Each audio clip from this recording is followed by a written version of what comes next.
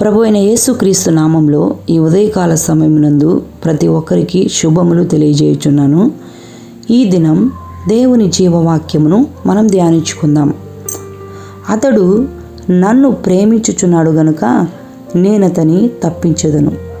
కీర్తనల గ్రంథం 91వ అధ్యాయము 14వ వచనంలో దేవుని వాక్యం ఇలాగూ సెలవిస్తూ ఉంది. Praise the lord. దేవునికే మహిమ కలుగునుగాక.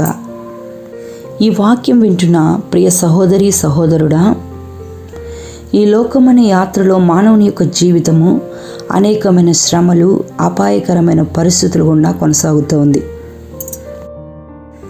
వీటన్నిటి నుండి మనం తప్పించబడాలి అంటే యేసుక్రీస్తు మాత్రమే మనల్ని తప్పించి రక్షించుటకు సమర్థవంతమైన దేవుడై ఉన్నారు.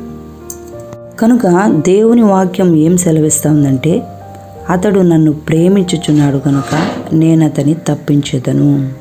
ఎవరైతే ఆయనను ప్రేమించి, ఆయనను విశ్వసించి, ఆయనే మనను రక్షించుటకు దేవుడు అని నమ్మి ఆయన మార్గంలో ప్రయాణం చేస్తున్న వారిని ఆయన ఖచ్చితంగా ఏ అపాయమైనా కూడా, అది ఏ అపాయకరమైన పరిస్థితి అయినా కూడా నిన్ను ఆయన రక్షిస్తాడు. నువ్వు ఆపదలో ఉన్నప్పుడు నిన్ను రక్షిస్తాడు. ఏ తెగులు రాకుండా నిన్ను కాపాడుతాడు. నీ మార్గంలో నువ్వు ప్రయాణం చేస్తున్నప్పుడు నిన్ను భద్రంగా ఆయన నిన్ను కాపాడుతాడు. ఏ అపాయకరమైన పరిస్థితులు ఈ రోజుల్లో మనం చూస్తున్నాము. మార్గములో మనం ప్రయాణం చేస్తున్నప్పుడు మనం వెళుతున్న వాహనాలలో అనేకమైన యాక్సిడెంట్లు, మరణ వార్తలు విన్నప్పుడు, భయానకమైన పరిస్థితులు సంభవిస్తూ ఉన్నప్పుడు మానవుని యొక్క జీవితము ఎంత అల్పమైన భోగమైన ఈ జీవితం అనేది మనకు అర్థమవుతూ ఉంది.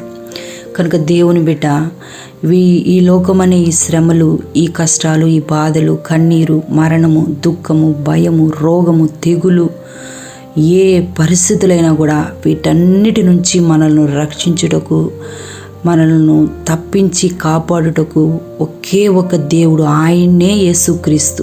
ఆయన నువ్వు నమ్ముకో, ఆయన నువ్వు ప్రేమించు. శాశ్వతంగా ఆయన నిన్ను ప్రేమిస్తున్నాడు. నీవు కూడా ఆయన ప్రేమించు.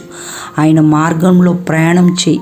ఆయన ఏదైతే సెలవిస్తున్నాడో దాని యందు దృష్టి ఉంచి దాని ప్రకారంగా నడవడానికి ప్రయాసపడినట్లయితే ఖచ్చితంగా దేవుడు మనల్ని రక్షిస్తాడు.